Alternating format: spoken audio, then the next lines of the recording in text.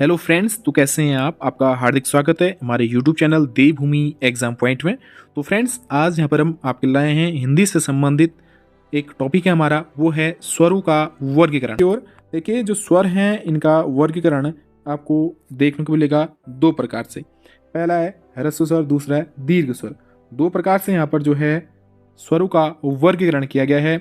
अब ह्रस्व स्वर क्या होते हैं, दीर्घ स्वर क्या होते हैं, इनको हम समझते हैं, डिटेल से जानते हैं कि किस तरह से आपसे यहाँ पर क्वेश्चन पूछा जा सकता है। देखिए, बात करें ह्रस्व स्वर की। ह्रस्व स्वर वो होते हैं जिनके उच्चारण में कम समय लगता हो, जिनके उच्चारण में कम समय लगता हो, उसे जो है यहाँ पर ह्रस्व स्वर कहते हैं। अब कौन कौन से हैं यहाँ पर ह्रस्व स्वर? ओ है, ई है, ऊ है, री है। ये जो हैं चार होते हैं, इनकी जो कुल संख्या होती है चार होती है। आपको ये याद रखने हैं। आपको जो क्वेश्चन पूछा जाएगा कि निम्नलिखित में से कौन सा ह्रस्व स्वर है, तो आपको अगर आपको ये चार याद होंगे तो फटाफट से आप यहाँ पर आंसर लगा सकते हो। इनकी संख्या कुल चार होती है। नेक्स्ट यहाँ पर आता है दीर्घ स्वर। दीर्घ स्वर क्या होते हैं, इनको जानते हैं। दीर्घ स्वर होते हैं जिनके उच्चारण में अधिक समय लगता है, तो उन्हें दीर्घ स्वर यहाँ पर कहा जाता है। अधिक समय जिनके उच्चारण में लगे उसे क्या कहते हैं? दीर्घ स्वर कहते हैं। नाम से पता चल रहा है। तो देखिए, अब दीर्घ स्वर क्या क्या होते हैं जानते हैं उनको। आ होता है, बड़ी होती है, ऊ होता है, ए होता है, आई होता है, ओ, औ। इनकी जो कुल संख्या होती है कितनी होती है? ये होते हैं 7। अब आपको यहाँ पर ये याद रखना है कि टोटल जो स्वरों की संख्या होती है कितनी होती है? 11 होती है। कैसे? देखिए, दीर्घ स्वर की संख्या कितनी है? 7। और ह्रस्व स्वर की संख्या कितनी है? 4। टोटल कितने हो गए? 11। तो इनकी जो संख्या होती है 11 होती है। नेक्स्ट देखिए, यहाँ पर स्वरों का वर्गीकरण उच्चारण के आधार पर किस तरह से यहाँ पर किया गया है, उनको जानते हैं। देखिए, कंठ के आधार पर स्वरों का वर्गीकरण किया गया है। कौन कौन से हैं? ओ, आ। आप फिर देखिए अनुनासिक कंठ स्वर, वो कौन से हैं? अंग और आ। आपको ये याद रखना है। अनुनासिक जो कंठ स्वर हैं वो अंग और आ है। जैसे आँख, आँख, ये जो हैं क्या है? हमारे कंठ स्वर है। आपकी आवाज़ कंठ से निकल रही है। ओ, आ, ये क्या है? कंठ स्वर है। ये आपको याद रखने हैं। नेक्स्ट यहाँ पर देखिए तालव्य स्वर। कौन कौन से हैं यहाँ पर आपको देखने को मिल रहे हैं? वो हैं ई और बड़ा ई। तालव्य अनुनासिक स्वर कौन से हैं? ई, जैसे इंदु ये लिखना है तो ये क्या है? तालव्य अनुनासिक स्वर है। इनकी आवाज़ जो है तालव्य के साथ नाक से भी यहाँ पर निकल रही है। ये तालव्य कौन कौन से हैं आपको याद रखना है? ई और बड़ा ई। ये जो हमारे क्या है? तालव्य स्वर है। मूर्धन्य स्वर कौन कौन से हैं अब यहाँ पर हम जानते हैं। तो फटाफट से आप लोग यहाँ पर इनको नोट करते जाइए, क्योंकि एग्जाम के दृष्टिकोण से बहुत ही इंपॉर्टेंट ये स्वरों से संबंधित क्वेश्चन आपसे पूछे जा सकते हैं। देखिए, मूर्धा, री क्या है? एक मूर्धा स्वर है। आपसे यहाँ पर पूछा जा सकता है री क्या है। और कंठ प्लस तालु, मूर्धन्य स्वर कौन कौन से हैं? ए और आई।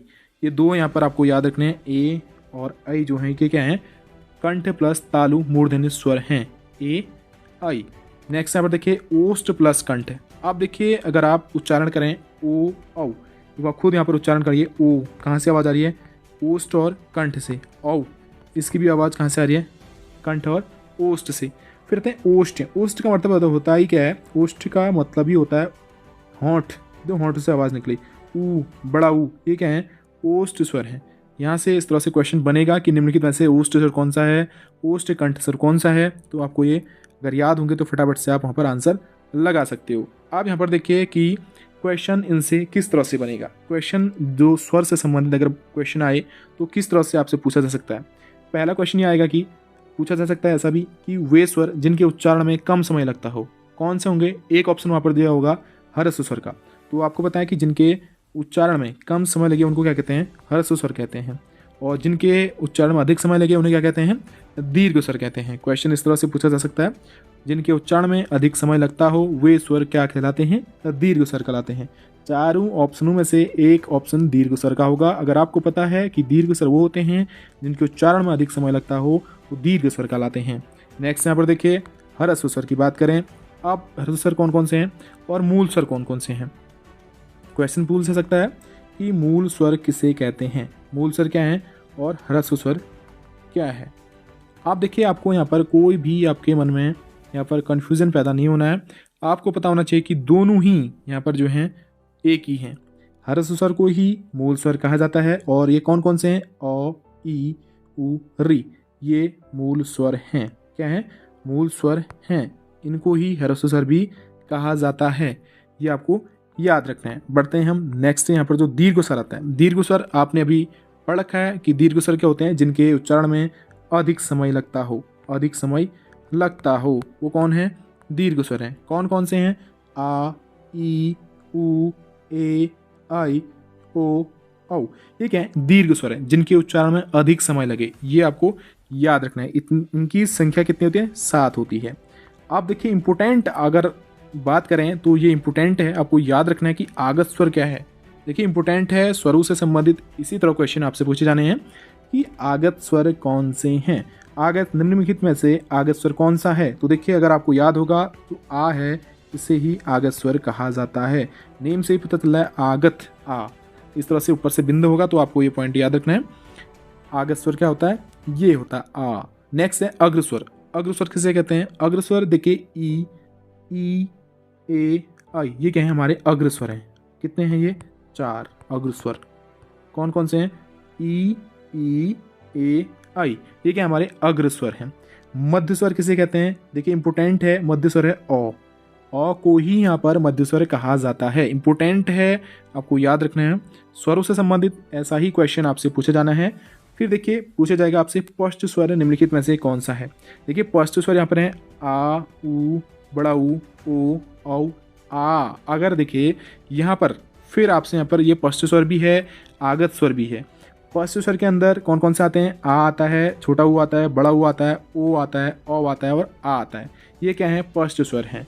मध्य स्वर की बात करें ओ, अग्र स्वर की बात करें ई, ए, आई, ये क्या है, हमारे अग्र स्वर हैं।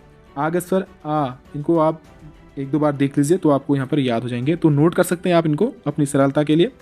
अयोगवा वर्ण की बात करें, देखिए अयोगवा वर्ण क्या होते हैं, अंग और अह, ये क्या है, अयोगवा वर्ण हैं। देखिए क्वेश्चन आ सकता है, इंपोर्टेंट है ये। अयोगवा वर्ण किसे कहते हैं, अंग और अह को यहाँ पर अयोगवा वर्ण कहा जाता है। देखिए इंपोर्टेंट है अयोगवा वर्ण। फिर आता है संवृत स्वर। संवृत स्वर क्या होते हैं, ई और ऊ, ये क्या है, हमारे संवृत स्वर हैं। ई, ऊ, बड़ा ई, बड़ा ऊ, संवृत स्वर है। अर्ध संवृत स्वर की बात करें, छोटा ई, छोटा ऊ, ये क्या है, अर्ध संवृत स्वर हैं। आपको अगर समृद्ध स्वर याद हैं तो आप अर्ध समृद्ध स्वर आराम से यहाँ पर याद कर सकते हैं, क्योंकि उसका ही छोटा रूप है। ई, ऊ, बड़ा ई, बड़ा ऊ, समृद्ध स्वर, अर्ध समृद्ध स्वर, छोटा ई, छोटा ऊ। आगे बढ़ते हैं थोड़ा सा। विवृत स्वर कौन से हैं, देखिए विवृत स्वर की बात करें, आ, आई, औ, ये क्या है, विवृत स्वर हैं। देखिए इनके बोलने में थोड़ा अधिक समय लग रहा है, विवृत स्वर। अर्ध विवृत स्वर की बात करें, ए, ओ, आ। देखिए आपके मन में एक क्वेश्चन आ रहा होगा कि ये अर्ध विवृत स्वर भी आ है, स्पष्ट स्वर में भी आ है, आगत स्वर में भी आ है। देखिए क्वेश्चन पूछने का तरीका अलग होगा। आपको ये पॉइंट याद रखना है कि कंफ्यूज नहीं होना कि ये आ जो है एक आगति स्वर है, ये स्पष्ट स्वर भी है, ये स्पष्ट स्वर भी है। आगत स्वर आ जो है ये स्पष्ट स्वर भी है। ये आपको याद रखना है, क्वेश्चन पूछने का तरीका अलग होगा, बस आपको ये पॉइंट याद रखना है। विवृत स्वर कौन कौन से हैं, हमने पढ़े, आ, आई, औ। अर्ध विवृत स्वर कौन कौन से हैं, वो कौन से, हमारे ए, ओ, आ, ठीक है, हमारे अर्ध विवृत स्वर हैं। तो यहाँ से क्वेश्चन बन सकता है, तो फटाफट से आप लोग इनको 1-2 बार देख लीजिए वीडियो को, तो फिर आप यहाँ पर परफेक्ट बन जाओगे स्वर से अगर क्वेश्चन आपसे पूछा जाए। तो आप लोग हमारे साथ बने रहे, उसके लिए बहुत बहुत धन्यवाद आपका। और अभी तक आपने देवभूमि एग्जाम पॉइंट को सब्सक्राइब नहीं किया तो चैनल को प्लीज़ आप सब्सक्राइब कर लें। आपको डेली यहाँ पर इस तरह के वीडियोस मिलेंगे। कमेंट्स आप कर सकते हैं, किसी भी टॉपिक पे क्लियर आपका नहीं हो पा रहा है तो आप हमें कमेंट के माध्यम से बता सकते हैं। पीडीएफ के लिए भी आप बता सकते हैं, पीडीएफ अगर आपको चाहिए तो ईजिली आपको पीडीएफ दी जाएगी। अगर वीडियो पसंद था वीडियो को लाइक कर सकते हैं और शेयर कर दीजिए। किसी भी क्वेश्चन पर दिक्कत हो आप हमें बता सकते हैं। तो देखिए आप हमने जो है यहाँ पर हिंदी की पहली क्लास पढ़ी और हिंदी में हमने जाना कि स्वर क्या होते हैं, कितने प्रकार के होते हैं और किस तरह से यहाँ पर क्वेश्चन पूछे जा सकते हैं। तो उच्चारण के आधार पर हमने स्वरों का वर्गीकरण किया। तो ये थी आज की हमारी, आप लोग हमारे साथ बने रहेंगे। तो मिलते हैं एक नए वीडियो के साथ, तब तक ढेर सारी शुभकामनाएं आपको।